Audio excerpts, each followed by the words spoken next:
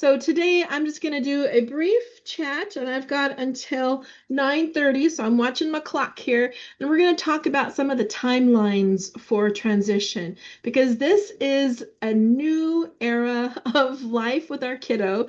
As our kiddos move through preschool, elementary, middle, now into high school, moving into adult life, it's a whole new set of things to learn and know and plan for. And transition isn't a 1 year event, it's a multi-year event. And transition even lasts post high school. My kiddo is 22. We are still moving through transition for him. Okay. So we do have these great infographics on our Spin Hawaii website. And you'll be able to find this one and many others. So we hope that you'll use these for yourself. You can take them into your IEP meetings, into your transition meetings, share them with families, share them with teachers. It's a way for us to kind of all be on the same page. So I'll be showing a couple of them today. When we're talking about transition, we really do want to start early. Now, we don't want to guilt anybody. If you just started last year or 6 months ago or yesterday or today, that's okay. It's totally fine. But we also want to help families that are middle school and even down into elementary to start thinking about the mindset of transition. Sometimes our kiddos get left out of discussions about job exploration or other things. And sometimes we think, oh, honey, that's really cute. You want to be a fireman, but maybe not for you. But we want to explore the reasons why they want to be a fireman. Do they want to help people? Do they like the uniform? Do they like the dog, the Dalmatian? And really explore those and dig down into them and honor that desire to help people and to be a fireman. So thinking about elementary and middle school, especially, and high school too, if you're just starting, is we want to help kids build independence. We want to teach them some financial literacy skills, do a chore, earn some money, and then set that money aside for savings, for spending, for gifting, however that looks like for your family. Those simple chores build confidence, right? If you're teaching your kiddo how to make their bed and clean their room, and they can start to do that without supervision, that skill actually is going to carry over into knowing how to have a supervisor tell you to do a job and you can go and do it without somebody having to follow up all the time. Opening an ABLE account helps build independence because now the kids can have some financial security. They can learn that literacy of saving money. And the great thing about ABLE accounts is it doesn't affect their benefits as long as you stay under a cap, and that cap's pretty big. We want folks to remember to think about exploration, career and job interests, and what those look like.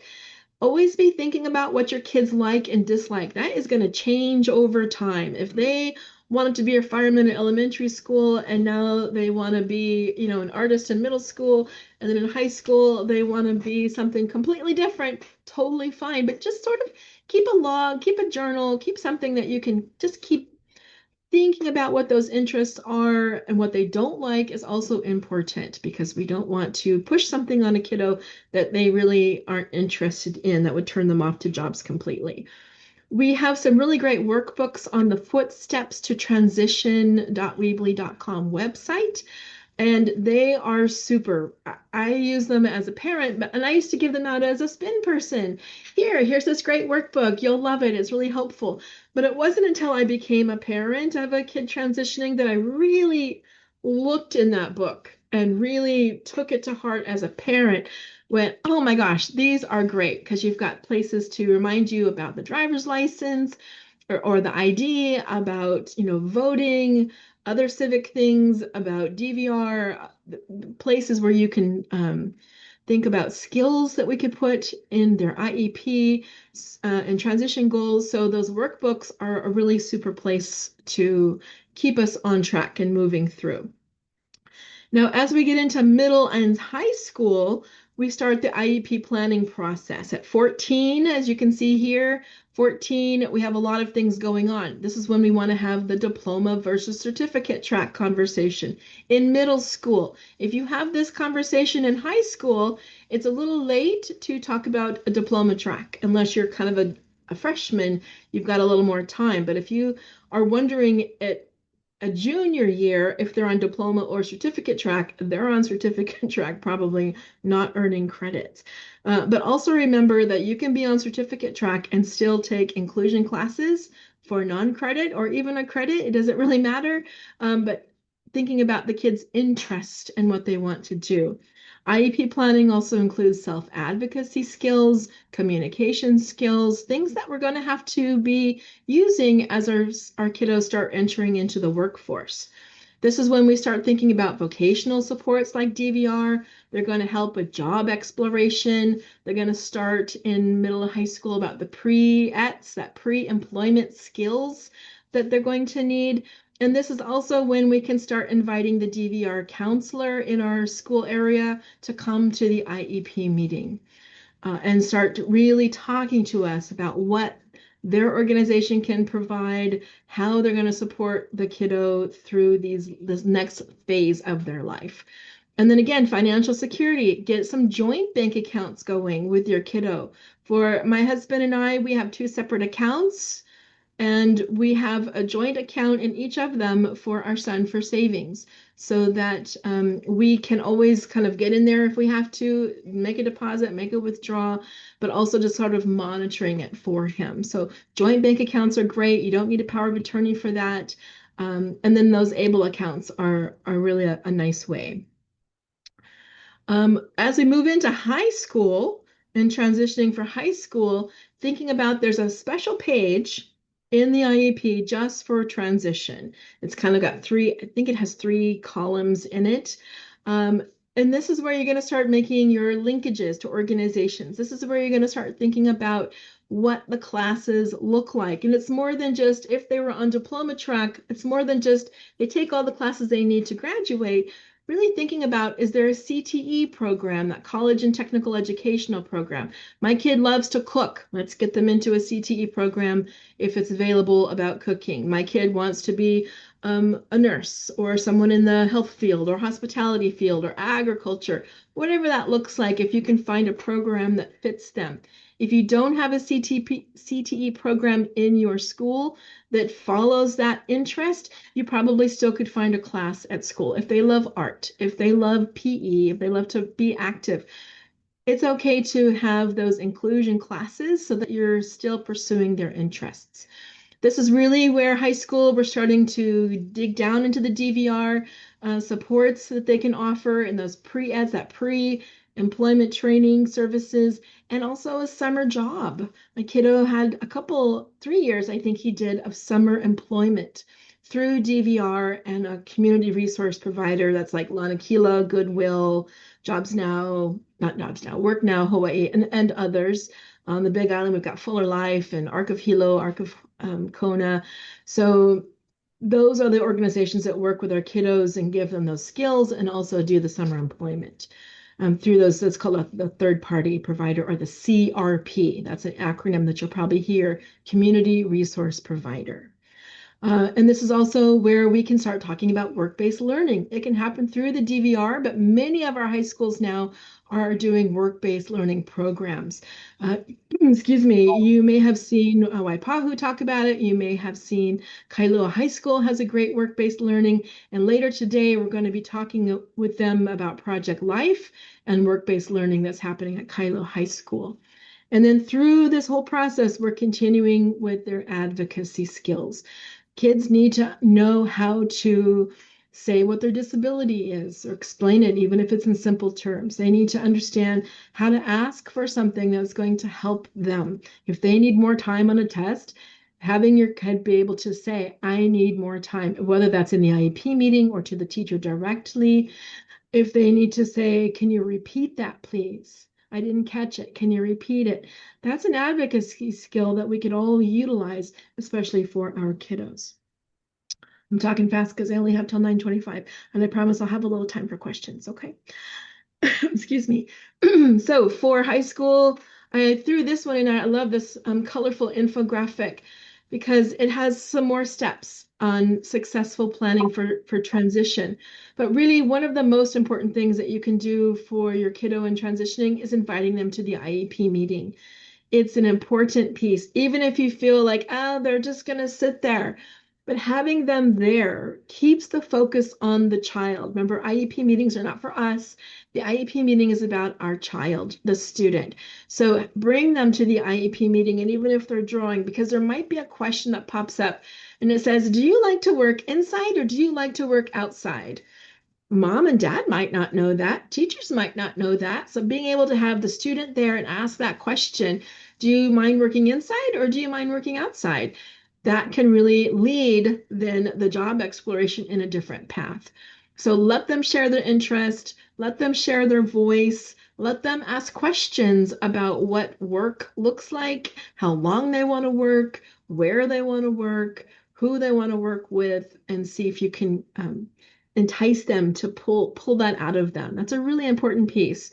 And then if you find like, my kiddo is just not fitting in any of these work boxes, they wouldn't want to work at Safeway, that Long's isn't the place for them, wherever that might look like, then you can also consider micro enterprise or self-employment. I saw that there's a great story about a young man in England, and he loves to clean out the rubbish bins, and he's got a business where he goes and he cleans out rubbish bins for $10 a bin, and it's in his neighborhood and it's expanding, makes him happy and joyful, and it brings happiness and joy in his neighborhood. That's a great micro enterprise opportunity.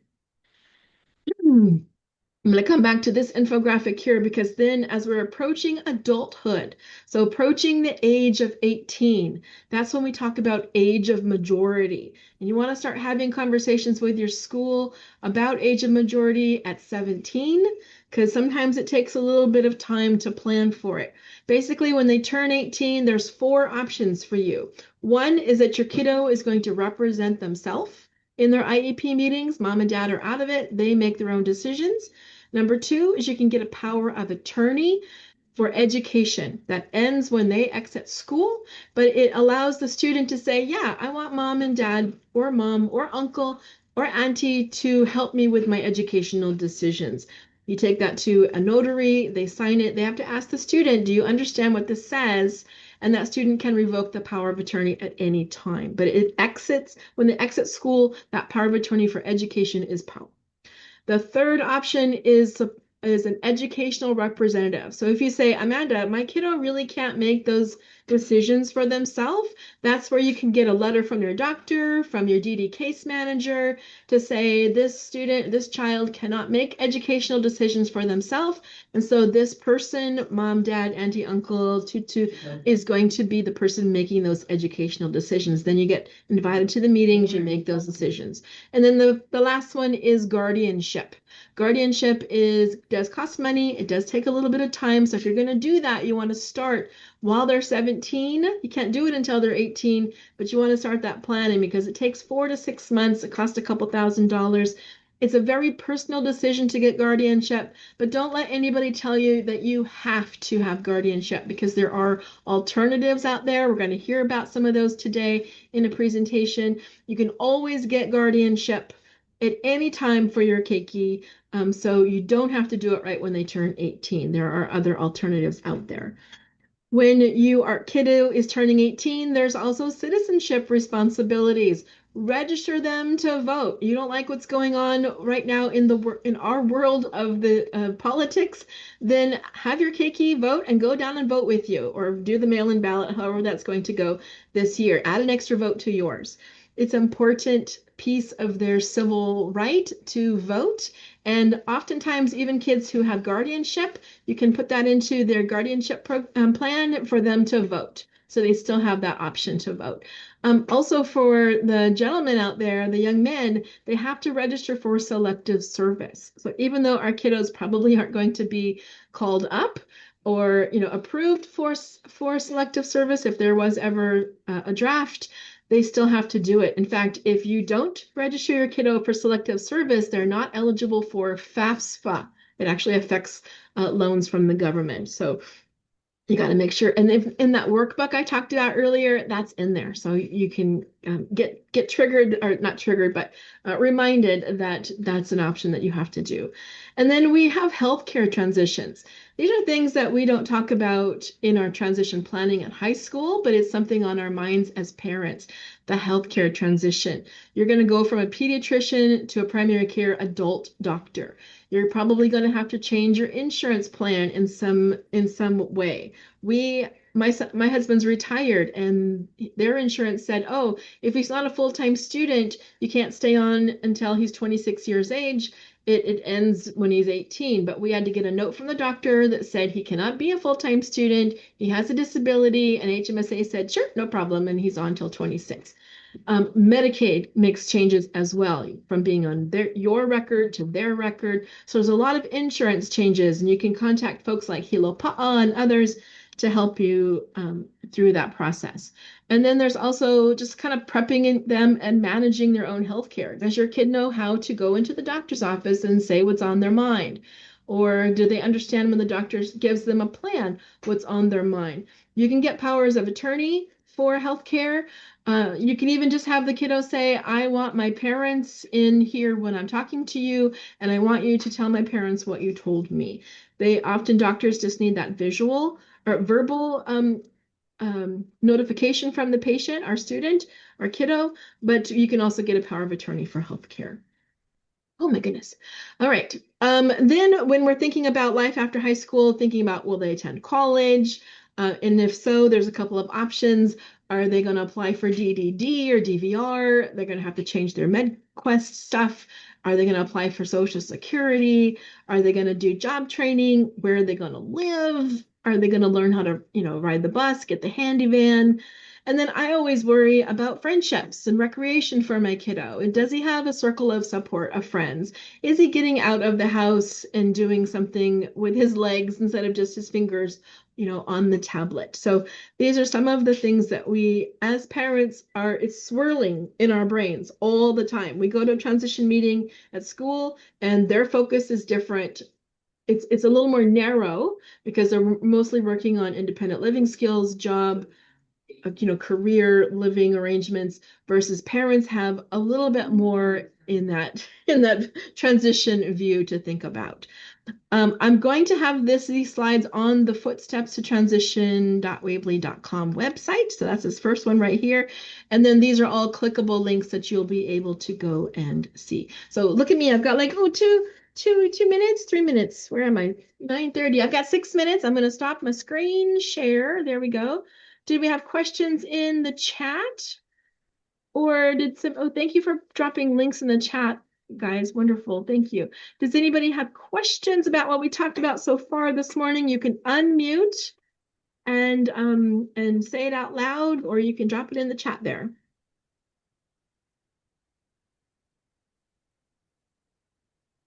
Anybody? Anybody? It's a lot, guys. It's a lot. Sometimes it can be really overwhelming. Like I said, for my kiddo, he's 22. And There's we're a still question going about the Able account. Can you share more Yeah. information on the Able account? I did drop the link to the infographic from Spin about Able. Great. Thank you. And Chase Silvert will be here this morning to talk about alternatives to guardianship. He's also a great one to talk about the ABLE account, the DD Council, which is short for the Statewide Council on Developmental Disabilities. They helped to move that bill through our legislature a couple of years ago for ABLE accounts. And they've been helping to raise the ceiling on how much we can save for our kiddos. So basically, ABLE is similar to a 529, like a college savings, but it's for kids or people with disabilities. You can start them really early to get that plan. And this is a way for them, like Tutu wants to leave $5,000, for her grandson. And now grandson's got $5,000 in their bank account, but if they have Medicaid, then that can affect their Medicaid benefit because they'd have too much money saved. It can affect Social Security if they're getting Social Security. So ABLE protects that money. It kind of shelters it so that they can still receive their government benefits. without losing them. There is a cap, but it's a lot. It's like $100,000 for lifetime, and I think it's Che can help me. It's somewhere about 25,000 a year, or something around that range. I saw him with a thumbs up there. Che, did I say it about right? I can see you. Yes, everything you're saying is in the ballpark. Okay, a ballpark. Thank you. And then we do have an infographic, as Michelle said. And if you have questions about ABLE accounts, you can reach out to DD Council. You can drop something in the chat. Maybe Che can answer that for you. We have a Hawaii ABLE. What is it, Che? Savings What Hawaii? account. I put the link in the chat. Oh, thank you. And so you can sign up for their newsletters there. They do webinars once a month that you can go and learn more about it. They're just kind of talking about how to do it. There's kind of three plans. There's like a savings only, and then you can also say, hey, I'd like to invest, safely in a stock market plan, so you could make a little more earnings on that. And then there's also more of a higher risk savings plan. So you could just do straight. You can also get like a debit card, so they could get money out of that account using a debit card. So it's a cool way to talk about financial planning and saving money for their future. Yeah, thank you. There's a question. If I open a Hawaii Able savings account but move, do I have to close it and move to a new state? You do not, because we actually don't have a bank in Hawaii that is a Hawaii Able Savings account. We are using other states' Able Savings banks. So Oregon has, and some folks in the Midwest have them. So there's a few across the country, and you would choose kind of which bank you're using, which is why they have the debit card. So if you move, that Able account moves with them. Yeah, it's a good question. Because I would worry about that too. Like, oh, do I have to close it and open it? Nope, it just stays with them no matter where you go. Good questions. So remember that you can find these infographics along with others to sort of help keep us centered and balanced, because transition is a lot. And that's why we do these fairs, so that we can help families through this process of transition. And that's why we have folks coming to talk to us today about the different aspects of it. So we are going to move on, actually, since, is there any last questions? I want to make sure we have. There's two more in the chat. Two more questions in the chat. Okay. Willie, you want to go ahead? Well, I'll take one of them. You mentioned, you said to talk about medical insurance coverage. You mentioned a person or a group. Do you remember who you're talking about? I was talking about Medicaid, yeah. And also if, depending on your personal health insurance, like HMSA or Kaiser, the federal law is that our kids can stay under our health plan now until 26, but that's if you're in a public plan. My husband is retired, which means he's in a private plan, and that is not that you don't have to follow the federal regulations. So you can contact your insurance company and see what the cutoff is when your adult child can stay on. They don't have to, for the federal law, they don't have to attend college now to stay on our insurance plan, but our private one, they were supposed to. So just contact your insurance company, see what the cutoff is, see if there's any requirements for them to be going to college or getting a letter from a doctor. Do you have to, say that they have a disability, and what that looks like for them. And the last Amanda, question? you mentioned Hilo Pa'a could assist them with answering or clarifying some of those questions, or what to ask. And then there is one more question really quickly. When you talk about the change of doctors and insurance, is there an age when the child reaches that this change is required? So for private insurance, they can keep that until 26 unless there's some small caveats there. For Medicaid, if they have a Medicaid plan, they're under their parents' record because they're minors. At age 19 is generally when we start to see the change can happen, and moving them over to their own record because they are an adult. Legally, you can move them at 18 if they have no job, right? They're not working. They could qualify as an 18-year-old with no income under Medicaid. But sometimes if they've already had a record, they've already been under Medicaid under their parent, then sometimes they might have you wait another year until they're 19. So again, Hilo Pa'a, who does a lot of insurance questions for families, Children with Special Health Needs branch has gotten some good answers for the Medicaid question and the age Yeah. as well, and could And help. for the doctors, just know that if you're on a pediatric, a pediatrician or you have a pediatric specialist, a lot of times they'll take anywhere from 18 to 21. It's best just to ask your doctor at to what age that they're going to keep your child. Yeah, thank you, Michelle. Our pediatrician, when he turned 18, she was like, "Bye-bye. Have a nice rest of your life." Whereas we have, my son has a G tube, and so the GI doctor, Dr. King, said, "I'll keep him until 25 or 26."